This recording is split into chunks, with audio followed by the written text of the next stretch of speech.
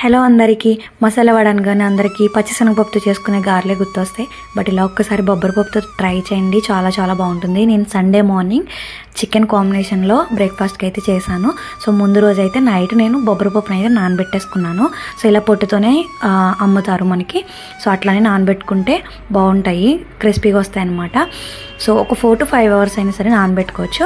నానబెట్టుకొని తర్వాత మంచిగా వాష్ చేసుకొని అందులో పచ్చిమిర్చి అల్లం కూడా వేసుకొని ఇలా బరగ్గా రుబ్బుకొని తీసుకోవాలి. పిండి కానీ కొంచెం లూజ్ అయితే కొంచెం ఇడ్లీ రవ్వ వేసుకుంటే కొంచెం పిండి టైట్ అవుతుంది. అందులోని కొంచెం జీలకర్ర, ఉప్పు, కొంచెం కొత్తిమీర, ఉల్లిపాయలు ఇవన్నీ పచ్చిమిర్చి వేసుకొని మంచిగా ఇలా గారెలాగా ఒత్తేసుకొని మనం ఆయిల్లో మీడియం ఫ్లేమ్లో పెట్టుకొని డీప్ ఫ్రై చేసేసుకోవడమే. సో ఒక్కసారి ట్రై చేయండి, చికెన్ కాంబినేషన్గా చాలా బాగుంటుంది. చికెన్ లేకపోతే టొమాటో చట్నీతో చాలా బాగుంటుంది. ఉట్టగా తినేసినా సరే చాలా బాగుంటాయి. ఇలా మంచిగా కలర్ వచ్చాక మనం సర్వ్ చేసేసుకోవడమే. ఒకసారి ట్రై చేసి ఎలా వచ్చిందో కామెంట్ చేయండి. వీడియోని